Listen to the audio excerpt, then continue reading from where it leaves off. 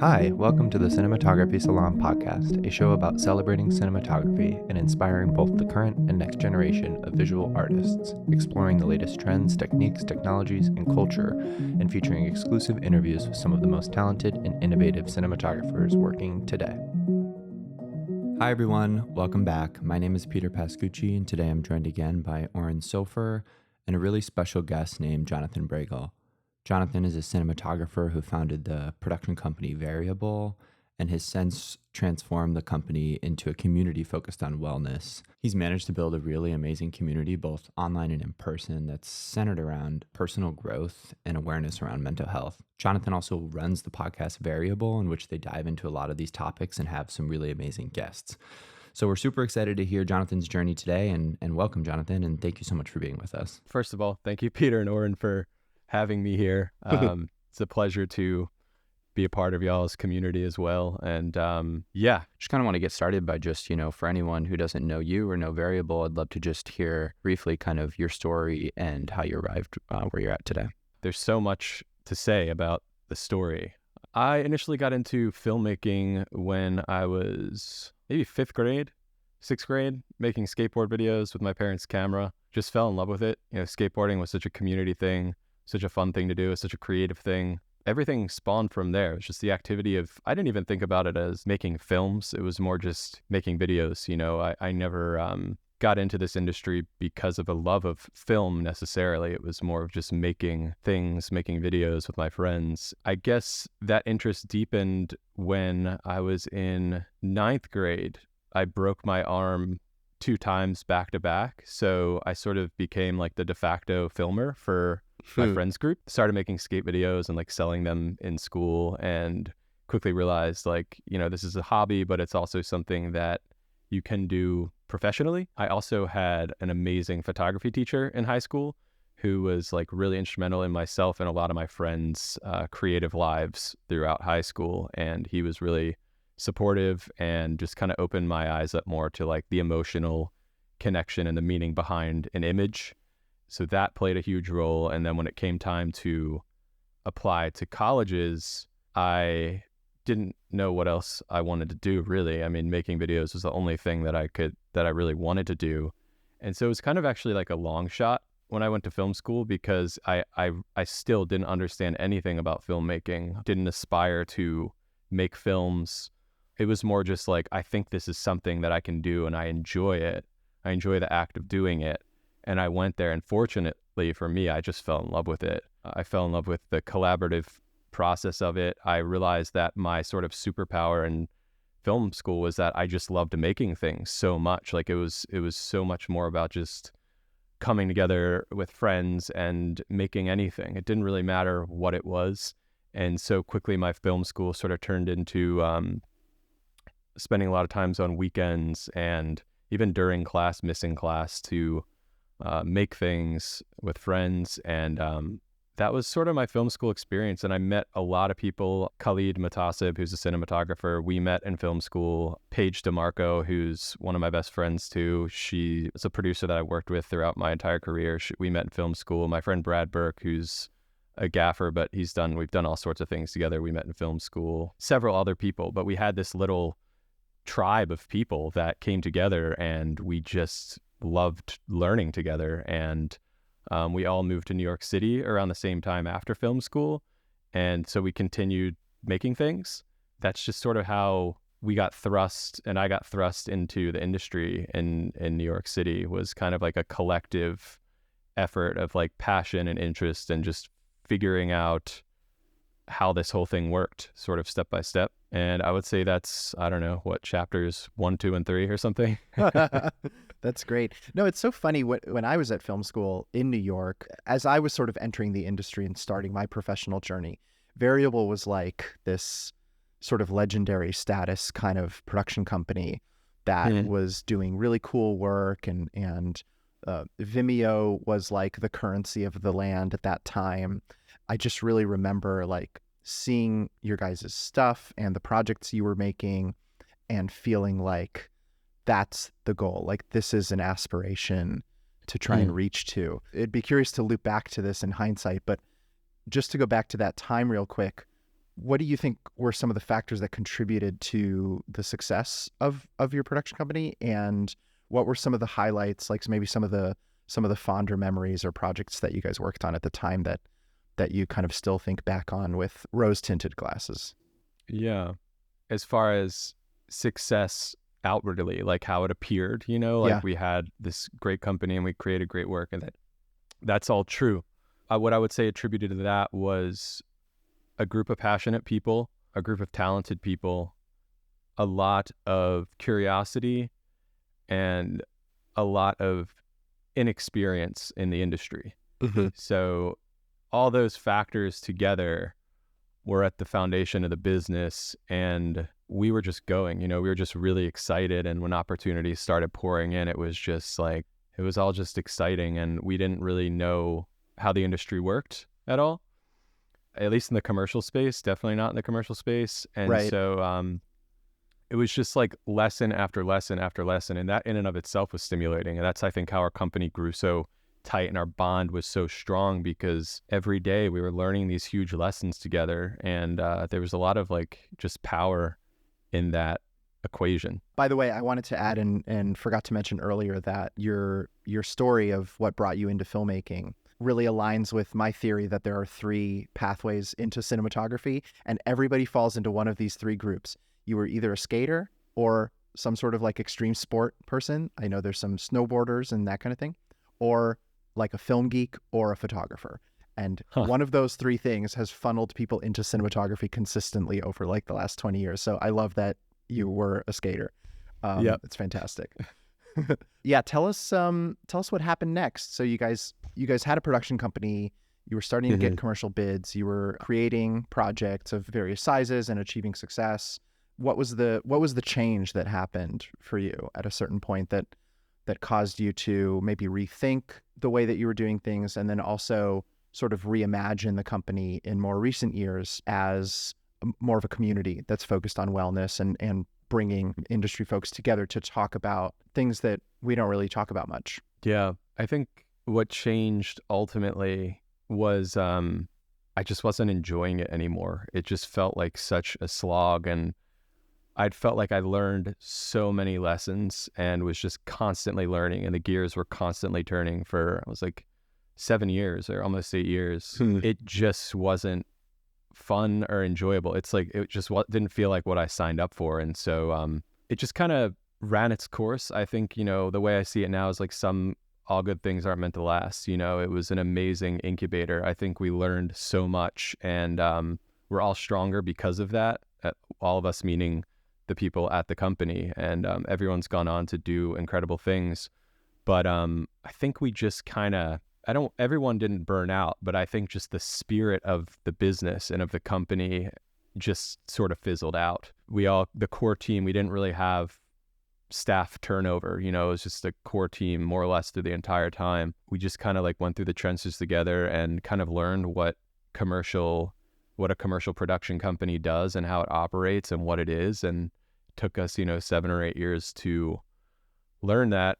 In my case, it wasn't enjoyable. I wanted to get back to like a more kind of pure, expressive, creative part of myself that I felt I lost because of so much responsibility at the company for so long. I ultimately just decided that it was time, my time was up, and I left the business. The company stayed open for another maybe like 6 months or so, but I think it was very quickly, just a lot of things were connecting, and ultimately everyone realized it was just time to close the shop up and move on. So yeah, so John, it's so interesting. I mean, from hearing some of the stories, you could tell that Variable was functioning at a really high level, international campaigns for huge brands, and an office space in Chelsea, and having to manage all these things that none of you really, were taught how to do necessarily, and were kind of just moving fast and breaking things and having tons of success. I'd love to just hear how that then transitioned into what it is now. If you could just kind of walk us through at the point at which you left the company to now, what were the kind of steps and what form did Variable then take after that point? I left the company largely because I met a woman in China who's now my wife, and I was shooting a job in China. We met after wrapping it. She just happened to be at this bar that my friends and I were at. we just hit it off immediately, pretty much hung out. Like I was only there for like a day and a half longer before I had to come back to the United States. And I immediately knew like, okay, there's something really special here and I don't want to mess it up. That was my first instinct when I met my wife. And then I came back to the United States and she came a few weeks later and visited me for 2 weeks, which I was like, whoa, that's pretty cool. You know, like that's pretty special that she came here. And she'd never been to the States before. So that was really cool too. And then she left. I did a job or two or something. And then I went back and visited her in China for 2 weeks. And at that time, we were just moving into a new office space in Dumbo. And we sort of went all in on this office space. We were just like, you know what? We're just going to go for it. You know, whatever. Let's just put all of our straws in the hat or whatever the saying is and go for it. And we did. And it was super exciting. We did like this sort of big custom build out and got an interior designer. And we're like, you know what? We're going to just try and be the best version of this company. And we want to have an office that we enjoy and blah, blah, blah. And so I say that because when I got back from that trip in China, I walked into the office space and furniture and artwork and all these things were being set up and the whole office was sort of coming together.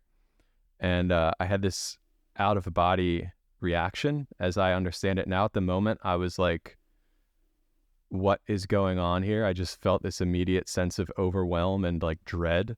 But in that moment, it occurred to me that if I stayed with the production company, that my long distance relationship wouldn't work out. Like she was in China, I was in the United States. I'd experienced way too many of the tugs of the industry and how it can just get you at any moment, pull you in any direction at any moment. It can, especially owning the business at that time. And so over the course of the next month, I made the decision to leave. And that was probably the hardest month of my life, I would say, because it was such an irrational decision on all fronts. It felt extremely irresponsible and it just didn't make any sense because we'd literally just had all these conversations like 3 months prior or something. Like, I'm going all in, you know, I'm doing this, whatever. And then I come back and I call my partner. I'm like, hey man, I think I've got to move on, you know? And Yeah. And so that month was brutal. Fortunately, you know, things wrapped up well as much as they could with the relationships and people at the business. And I thought I was going to stay in New York because I still stayed on the roster as like a rep director. And I thought I was just going to stay in New York and just kind of chill and go over to China every once in a while. But I was in New York for like a couple weeks after I left the production company and it just didn't feel right. I was like, I gotta go, you know, I gotta go. So I went to China, and that's kind of the beginning of where I started to really separate myself from the business and the identity of a filmmaker, of a business owner, and just kind of like start over with this new woman in my life. So that's the beginning of where Variable is now. Yeah, and I tell that whole story because I understand it as learning to love not only my wife, but just myself. It was so hard to build a relationship with someone and love someone when I didn't love myself. Yeah. And that was, I would say, 3+ years. I mean, until actually quite recently, that I've like decided and learned how to love myself, and the marriage itself has just became so much more enjoyable. But I think the wellness community, there are a lot of other like practical reasons that it came about, but I think a lot of it at its core has to do with learning to love ourselves so we can love others and so we can enjoy our time on this earth. I think that's really where it's coming from on a more like less film termy way, if that makes sense. Yeah, I mean, I'm so glad you shared that story, and it really puts it into perspective. I really understand how that journey leads to, you know, reimagining and wanting to create a community focused on wellness and focused on bringing attention to this kind of stuff within the industry. And I'd be curious to hear your thoughts about, why do you think we don't talk about this stuff? What do you think is the barrier to other people who maybe haven't, I don't know, had their eyes opened, I guess, like that there's more to life than your work, or that your work does not define your identity? Like, people who maybe haven't thought about that, like what you had this very specific sort of catalyst event that opened your eyes to it, but what else do you think is out there that's maybe a barrier to people like sort of starting on their own journey of opening up to realizing that there's, I mean, it sounds like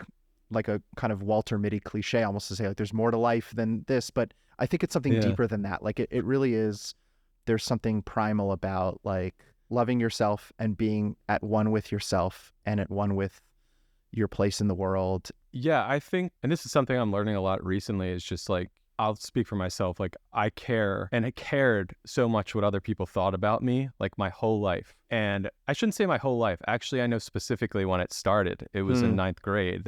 I had something traumatic happen to me. And in that moment, other people at my school found out about something that I didn't want anybody to find out about. And so a lot of my caring what other people think stems from this armor that I put up when I was in ninth grade.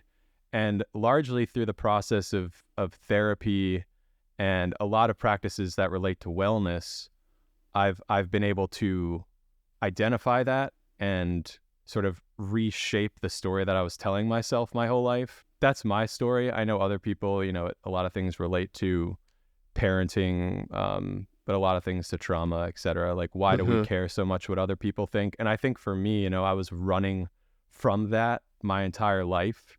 And film was a way for me to mask that pain. And what I did was filled all my time in my 20s, at least, with just working and getting all the kind of like dopamine hits and pats on the back that come along. And that was my choice. It was workaholism. There was also like Adderall addiction as well for a handful of years in there too, which was another attempt to like speed up my mind so I wouldn't face my pain and my sadness. Right.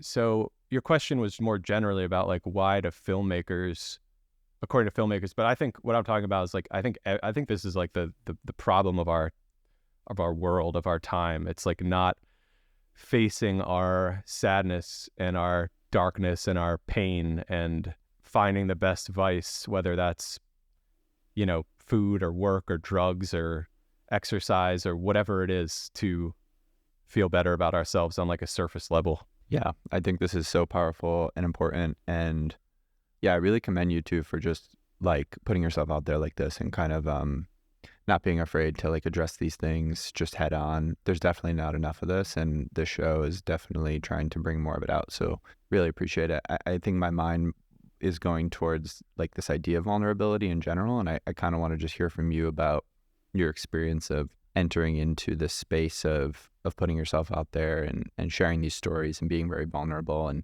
I'd be curious to hear if anything has surprised you from having done that. You're surrounded by this community of Variable, of people who kind of look to you for advice and, just for everyone to kind of share their own stories. And so through your vulnerability, I'm curious if there's been any surprises in response or the impact of that that you've seen.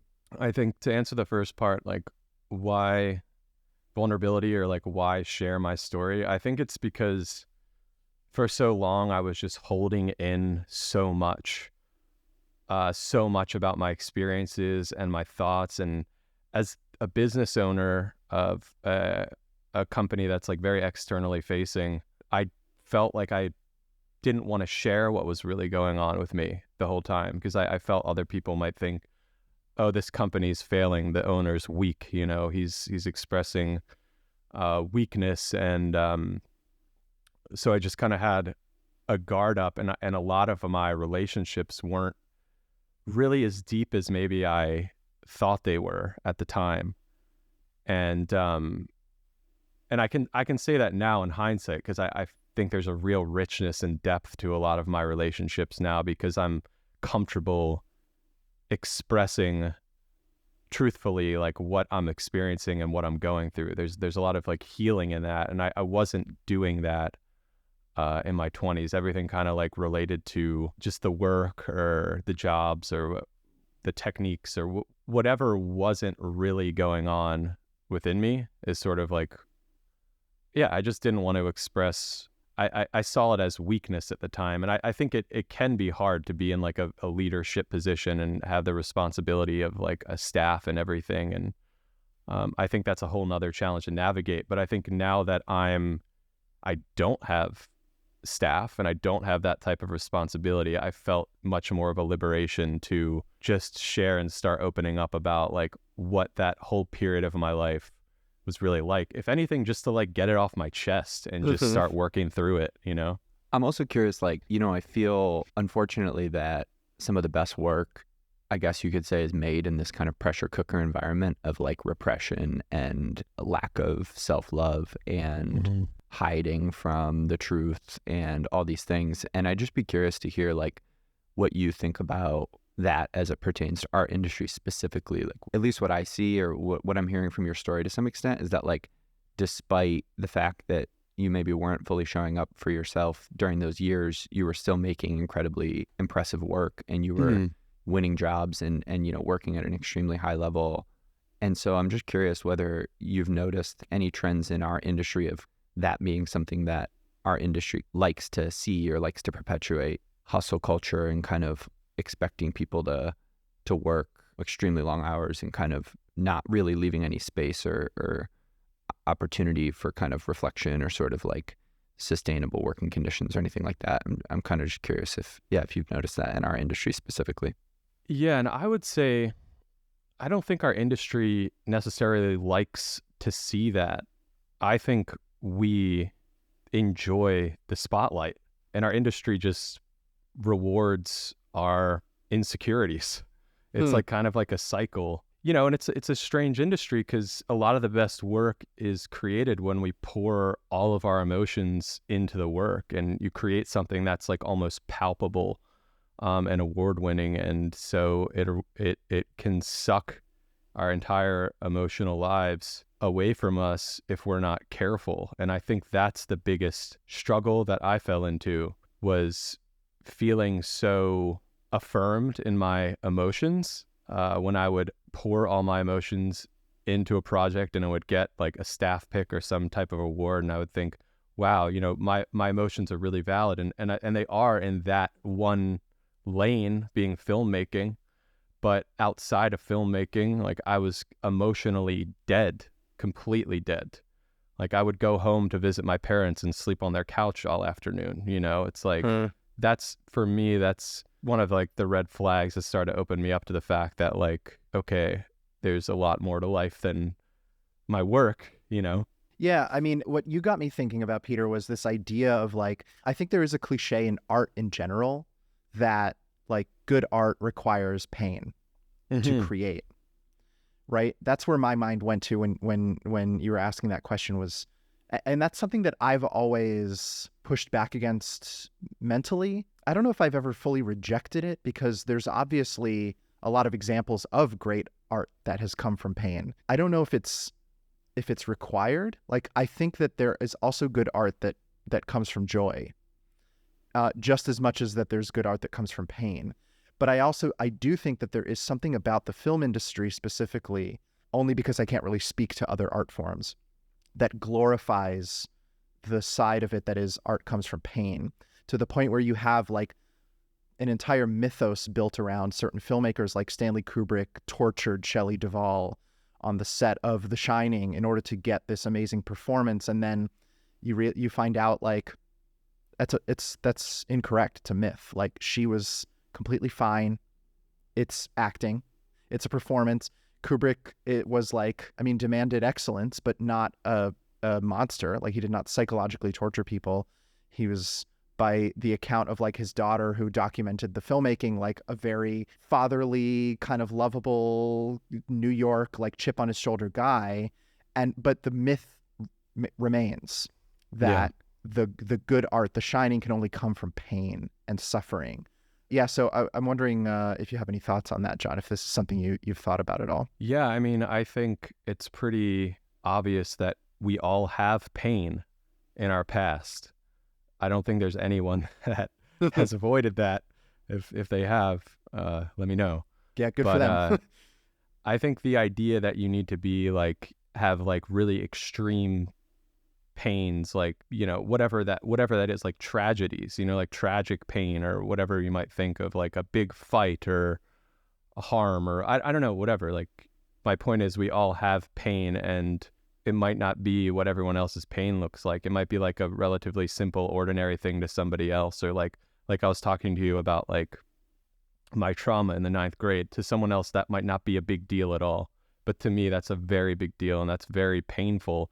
But like, I'm not constantly trying to have a more pain in my life now to inspire me. I find, like you said, like creating from a place of joy or gratitude. And that gratitude comes from the place that we all know how we all have pain, and we all know pain on an intuitive level or in a real way. So the fact of creating from a place of joy, to me, is an incredible way to be inspired, that we're able to feel joy and experience joy despite the pain of being alive. 100%. I mean, I guess what I'm now wondering about is where the instinct to inflict that pain on ourselves in order to create more work comes from, or even more so, where the glorification of it comes from. Like, even within the filmmaking process, because I feel like something that I have always noticed throughout the years that has always rubbed me the wrong way is how much people glorify their own suffering in order to create art, and posting on social media about just pulled another 20-hour day as if that's something to brag about. Like, and that's always rubbed me the wrong way. And I don't know if I've ever really like sat down and thought about why, or what causes that, or what creates that environment that people feel the need to A, subject themselves to it, but B, more importantly, like kind of put that on a pedestal as if that is something to aspire to. I don't know if you have any thoughts on that. I mean, you did mention earlier something about how at the end of the day, even that comes from an impetus of just, you know, we want attention. So I don't know, maybe it is just that, but I don't know if you have any other thoughts. I think a lot of it is priorities, like comes down to like our priorities and probably our values. Well, definitely our values. Like, if my number one priority is working, and that's where I derive the most value in my life, then I probably would think it was really meaningful and purposeful to constantly sharing how much I was working on social media, because that's like where I'm deriving all of my value. I don't really know anybody that their life actually is more enjoyable because of social media. I think everyone that I've talked to has like a love-hate relationship with it. It's like there is value in marketing ourselves through social media. I know work comes from that, and that's a really great tool that we have to be able to share our grabs and our work and to connect with new people and old people. It's kind of like a modern newsletter or something like that. I don't know. I think if it's used, at least for me, if it's used through that lens of marketing, like this is a work tool, that's a very productive thing. Like, I know for me, I'm getting back into the industry right now as a cinematographer, and it's been really helpful to share different things that I've been up to and connect with people through DMs, and like an efficient way to do that. But I think it becomes strugglesome, and it did for me, when your whole life and your work and everything is through your social media. I think that delves into that whole topic of identity you were talking about too, for sure. I don't know, the social media topic is obviously a big one, and I thought it was really great the way that you and David tackled that on the episode on your show. And, you know, David spoke a bit about this idea that we're kind of circling around right now, which was like driving your identity from your work. Right. And when work slows down, you lose your identity. And I thought that was just put in such an interesting way, where it can literally feel like you become no one, like when work slows down. And I think we've all had feelings of that in different ways. I found it really helpful, some of the tools that you guys suggested, like in terms of limiting time on apps and kind of trying to buck the trend of oversharing and everything. My relationship to social media is really interesting because I think that at this point, with what I know about kind of the platforms and the algorithms and stuff, my approach is just to literally have as little input as possible and kind of interface with it actually as little as possible. And so I can see why during slow periods and stuff, when people share like BTS or things like that, how it can be insensitive. And for me, it's interesting because it's like, for me, it's an extension of putting as little into it as possible, to be honest. It's like if I can just post, something while I'm on set really quickly as a story, like that is kind of a means of having very little input and kind of just casting it out there, and also like hoping maybe that some of that stuff is educational to some extent. I mean, for me, I definitely fall into the camp of a love-hate relationship with social media, but one of the love parts of it is really the ability to build community. Yeah. And I mean, I have like really close friendships that have developed from people that I met on social media initially. And obviously, as soon as possible, once you start actually hanging out in person, that's when you actually really develop a connection. But just the ability to bring a sort of very disparate and very global industry together and to be able to meet people from all sorts of different places and connect with them initially, I find really powerful. And I wondered if you could talk a little bit about the community aspect of Variable. You guys have been doing weekly events online and monthly meetups in New York City, right? Where you're bringing people together, and you've managed to kind of build this really great community online that is focused on wellness topics, but also just sort of this broader idea of creating a community. And I think, the Cinematography Salon is sort of doing something similar purely in terms of community building, which I really love. How has that been for you? Like, what have you seen as the sort of results of fostering that sense of community and togetherness? Yeah, I've seen a lot of amazing friendships blossom through the community. I think the coolest thing about it is that anybody that enters the community is entering through a shared value of wellness. And like, we know everyone in there, this is something that they actively care about. So I've seen some really incredible friendships and working relationships form out of that. And ultimately what I'm kind of learning at this stage in my career through the community is that you need a certain degree of talent to be successful in this industry, for sure. Like, you need to be able to execute a few different things, of course, and make them look great or edited great or whatever. But at a certain point, we just want to work with people that have shared values.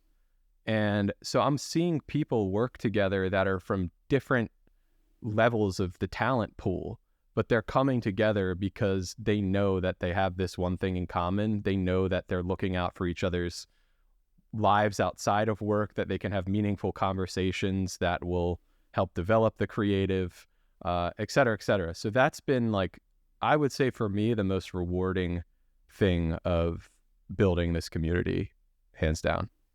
I love that. And, I'd love to just hear too, from your perspective, given that Variable is so centered on wellness now, kind of if you could break down what wellness means to you. I mean, I think words like vulnerability and wellness and things get thrown around, and it's worth, hearing your approach to that and how it applies to Variable.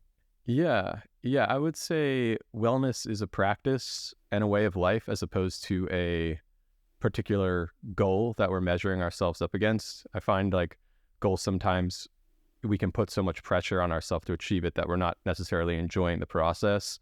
So wellness is more of like an active pursuit of activities, choices, and lifestyles that lead to a state of holistic health. That's how I would define it. And that can break down into like a lot of different quadrants. But in the case of Variable, I would say it's mental, spiritual, emotional, and physical. And there's things within each of those quadrants that we can do, little by little each day, little practices and things to engage in that pursuit of wellness.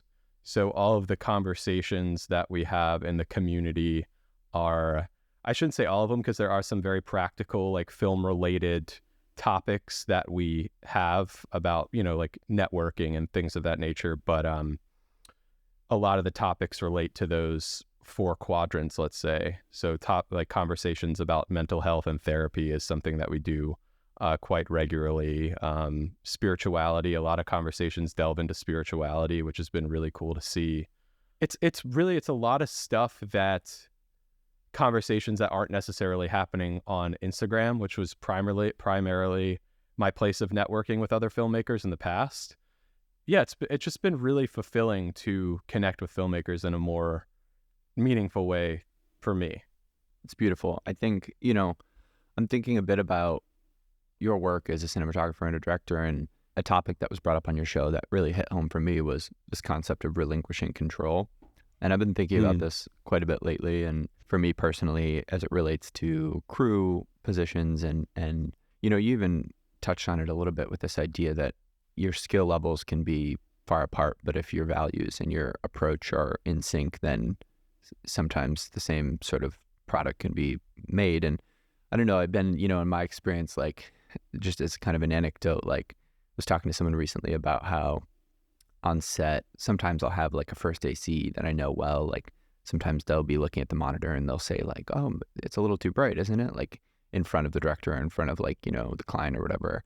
And as another example, it could be like a gaffer where recently I had an experience where the gaffer was kind of confused and sort of personally like put off by a choice that was made like above them about the look of a scene, and they had to kind of adapt like in the moment. And all of these experiences to me are an example of people like actually really caring about their craft. And conversations we've had previously on this show with DPs like Maria Rucci and stuff, where she spoke about when she interviews a camera operator and how if she senses any amount of possessiveness over the camera, it's a red flag.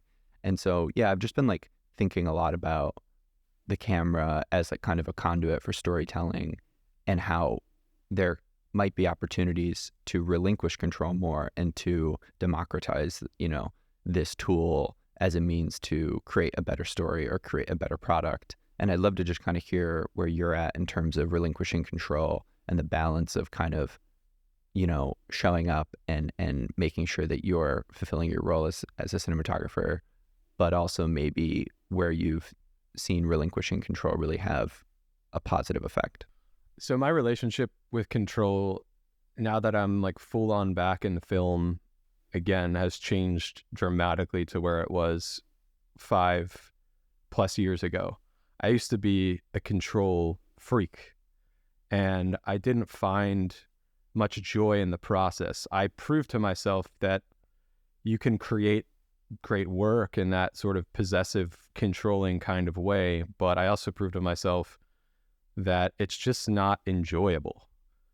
And so now that I'm back in film, having been away from it for a while, my identity's also changed a tremendous amount as far as what's important to me and what are my values and my community and my marriage and my family and all these other things. So my identity when I was in a controlling state was completely in film. Right now, when I'm on set, I have so many other things that I see as a part of myself and my identity that if for whatever reason this project completely fails, and I think like worst case disaster thinking, I still have people that love me to go back to they don't really care, necessarily. So I think that kind of undergirds a lot of my thinking and approach to cinematography now, where when I'm on set, I just feel much more relaxed. I'm not putting anywhere near as much pressure on myself. I'm working, I think, harder and smarter than I've ever worked in my entire life. I'm asking a lot of questions to the director as well, and just feeling and sort of like intuiting my way around that relationship, and questions are a big piece of it. But the control thing, it's like at this point, I guess I trust my skill set and experience enough, and I trust myself enough to know that I'm going to do my best, hands down. I'm never going to let the director down. If I'm never going to try and let the director down, I'm always going to do my absolute best. And I think that this sort of like newfound trust in myself and my love of the craft, it's bringing me a lot of peace and a lot of joy and the experiences. And because I'm just not taking it as personally anymore. Like I used to see everything kind of as an attack. Like I was mentioning before, like caring so much what everybody else thinks. Now it's like if I throw a frame up on the monitor that I really like and the director doesn't like it, that's totally fine. Let's just work together and find something else that's going to work. Right. And so I think it's just a much more joyful way of working, but I can say I've only gotten there because I experienced the alternative and it was dreadful to the point where I didn't even want to be in the industry. I ran away from the industry because that's literally what I thought that filmmaking was. I just thought of filmmaking as anxiety, and a lot of that came from control. And now that my relationship's different to filmmaking, I'm like, wow, I really love it. I really love it now. And that's a lot because of the things I just mentioned, if that makes sense. That makes so much sense. This concept that when it was all or nothing for you, meaning you didn't have sort of the context of your outside life and these things to like lean back on, that control was a necessity is a really, really interesting way of putting it. And I also think that in a space where it's all or nothing, it's easier to be presumptuous. Like you were presuming the things that the decisions you were making were the right ones versus, asking questions, like you said. I think, the way that you articulated that makes total sense. Jon, now that you're back working in the industry as a cinematographer, I'm curious what excites you in cinematography. Like, what are you excited to explore and try out? Like, what is sort of getting your creative juices flowing as you're navigating the industry and looking for projects to work on? Yeah, I think I'm really figuring that out day by day. I mean, it was January when I started shooting and considering myself a DP and like taking it seriously. And I will say what I've been enjoying so much is being on a set and not being the director and not having the responsibility of having to answer questions from client and agency and just focusing so much on the craft and the art. Like that has been so enjoyable. And also the one thing I learned through the time away was I was coaching filmmakers largely. That was a big part of what I was doing to get by, many of which were directors. And through that process, I learned that I just love supporting directors' visions. And so when I started to think about like getting back into the film and in the industry and what that was going to look like, the cinematographer position just made so much sense to me from where I was coming from, because there's nothing I love more than helping the director understand what it is they're trying to achieve, what they're trying to feel, and all the curiosity that I have for film. I feel like a cinematographer is such an incredible position, and I don't have all the pressure that I had as a director. So and I've always been a very curious person. So it's such an incredible position to be able to facilitate and kind of be like not in the direct front line, and know that the director is there to support me and I'm there to support the director. It's that doesn't exactly answer your question. I'm just kind of loving that right now, like loving reestablishing this new relationship to filmmaking and film craft. Yeah, totally. No, I mean, it absolutely does. And also you took the words completely out of my mouth of exactly why I love cinematography. It's exactly for that reason. And also why I'm not interested in directing. It's because cinematography is like, you get all the benefits of contributing to a group effort to create something, and really being like right there with the director and involved in the decisions, and you're on the front line, but you don't have to deal with any of the like logistical structure of it all. The director is like the barrier between you and all of that stuff, and for the most part. And so 100%, it's the best job on set, I think. Well, except maybe operator, which is like DPing without all of the pressures of DPing. So it's even like one layer above that. But anyway. I love that you took on this kind of coaching capacity for a period of time and still do. And I'd be curious on that note to kind of hear from you. And I don't know how I would answer this, and that's why I'm curious to ask you, but kind of what you think is the most important quality or skill that a cinematographer should focus on developing, in order to be great at their work and in order to sort of combat some of these challenges that you faced over the years and get to a place kind of more self-love and joy? I would say leading with curiosity is something that really comes to mind. I think, because I shot a few jobs over the last few years. I wasn't like completely done. I had to do a few jobs for money, but they were like things beneath the radar that were never going to see the light of day. You know, it was kicking and screaming into those opportunities. But that's the big thing that's shifted for me now is leading with curiosity and not putting all the pressure on my own shoulders to have all the answers. And like the power and knowledge that a gaffer has, you know, the key grip or the director. These are all people that are usually incredibly good at what they do. And I love sort of mining for answers and just sort of empowering the crew and hearing their opinion. And if I don't agree with their opinion, then I'll just throw out another idea and we'll just kind of like bat things around. That's fun. Like that's a lot of fun. Instead of like the rigidness of going into a job feeling like you have to know how everything needs to operate and work. That was a big stressor to me like earlier on in my career, for sure. It seems like a big theme in all of this is kind of education and leadership and creating support systems. And I'd be curious to hear in your experience what kind of support systems, mentors, coaches, therapists played a role in helping you kind of navigate your journey and getting you to this place of creating that support network yourself. If you're willing to talk at all about any specifics or kind of rediscovering your sense of aliveness and aligning with your values through that process of leaning on others. Yeah, for sure.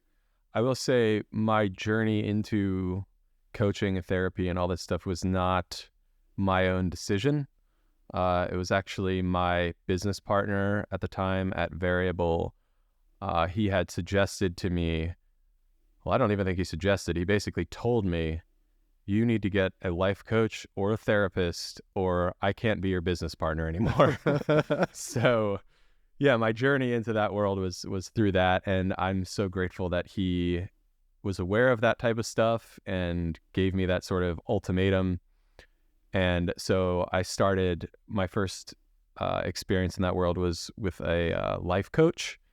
And she helped me start to understand what my inner voice is, or what my higher self, or what God is. At the time, I understood it as an inner voice, and learning to listen to that and tune into what I really wanted instead of constantly putting the needs of the business first.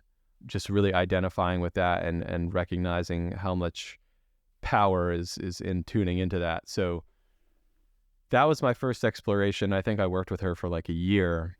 And then I went on this 2-month sabbatical that I learned through working with her that I really needed time to just get away and reset. And I went on this 2-month sabbatical. And after the 2 months, I thought that I was completely healed. Like I was convinced that I was saved, you know, like I'm fixed. Everything's fine. And I came back and I went directly into a 4-city car job, which if you guys know how these multiple city shoots go, which I'm sure you do, it's a lot of moving, shaking decisions. I immediately, after that job wrap, burnt out into a worse depression and burnout than before the sabbatical. And that's where I felt like the floor kind of dropped out from underneath me. And I was like, okay, there's a much bigger something going on here than I initially thought. So that's when I started therapy, as I recall it. And when I started therapy, I was going a lot. I think I was going like 2 or 3 times a week or something like that for a couple of years. And then that therapy unearthed a lot of my problems with Adderall addiction and workaholism. And so then I stopped taking Adderall and started working with a ADHD specialist. And he taught me essentially how to focus through breathing, which was a saving grace. And then after that, I continued with therapy. And then around the time that I left Variable, I started working with a career coach because I didn't know what in the world I wanted to do. I knew I didn't want to do film at the time. So I was like, how can I provide? And I need some direction here. And through my experience with coaching with him, he was a filmmaker himself. That inspired the idea in me that I was like, oh, wow, I've kind of been doing this coaching thing with a handful of filmmakers. I can actually do this as kind of like a business. Right. And so then I started coaching filmmakers and basically took a little bit of everything that I learned from all the things that I had done and applied them to my own system that I still use to this day. And then the community itself, that was formed. There was a couple of main inspirations. One of them was like, okay, I'd been working with all these filmmakers that I'd coached, and I really wanted to have a place where we could all just connect and share ideas. The other side of it too was actually when I was on that sabbatical, I had this idea for like an Alcoholics Anonymous for filmmakers. And like, you know, people just come in and they share their stories and you hear them, and it's very liberating. It's very like, wow, I'm not alone in my suffering. And so that seed of that idea happened on the road trip, and it kept popping up, you know, over the years. And then that sort of like intersected with the coaching clients and everyone I'd been working with. And I'd reconnected with my old partner, and we talked a lot, and he was like really, really supportive in building the community.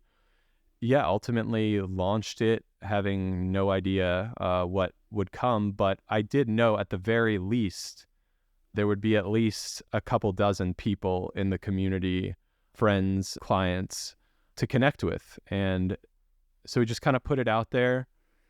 So far, it's been really, really awesome just to see that there are other people that are really interested in how to make this industry work for them, like how to make their love for the craft just work for them in their life and their partnerships, and because it's hard, you know, it's really hard. Yeah, well, I mean, Jon, I have to say, like, everything you've been doing and you guys have been doing with the community and with placing this focus on wellness and talking about these things and bringing these issues to the forefront of conversation and sharing your personal story is really, really inspiring to me, and like really can't thank you enough for doing this, because I think whether people maybe are aware of it or not, or admit it or not, finding that harmony is something that everybody is pursuing, actively or passively.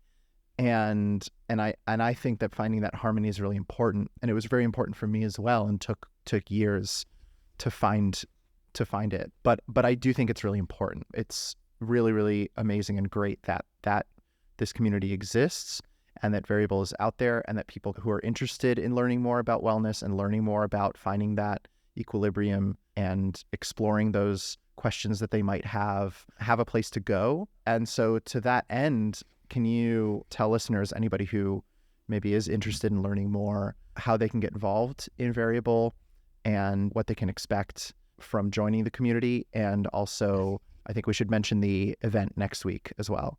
Yeah, sure. I guess the best way to find out about Variable is our website, which is wearevariable.com. And as Oren has mentioned, it's a community where filmmakers prioritize wellness and growth.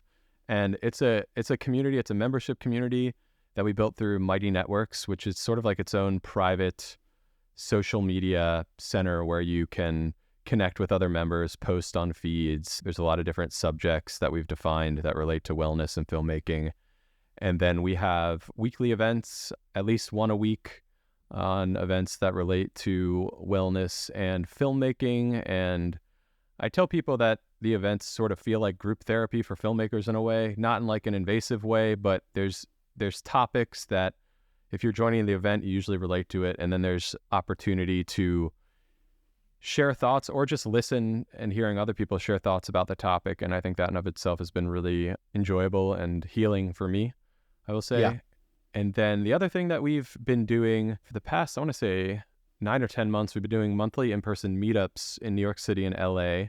Those have been led by Jared Levy in New York City and a good friend, Dan Schlepping, in California. And that's just been a really great place to bring a lot of these values and folks from the community together and just have conversations about life and what it's like for them. And it's been really enjoyable, and so much so that we're going to be collaborating with Cinematography Salon this month on June 20th.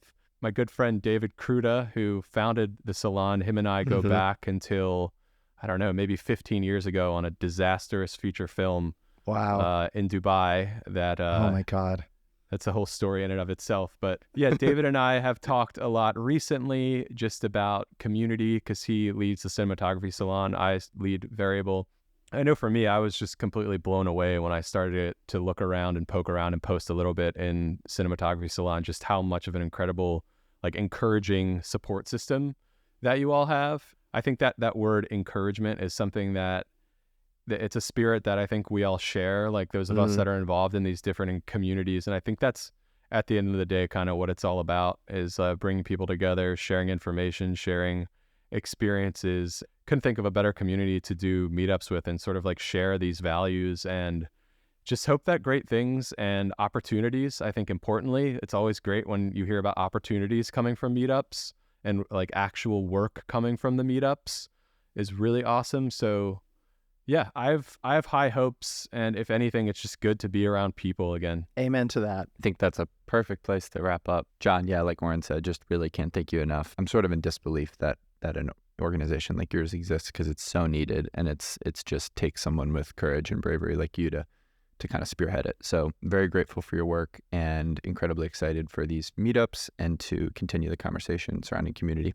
Awesome. Thank you guys so much. It's been such a pleasure. Thank you. This episode of the Cinematography Salon podcast was produced by Peter Pascucci, Oren Sofer, and David Kruta, with original music by One Wave. We created this episode in partnership with the Cinematography Salon, and we would like to extend a special thanks to the salon community for sourcing topics for this episode.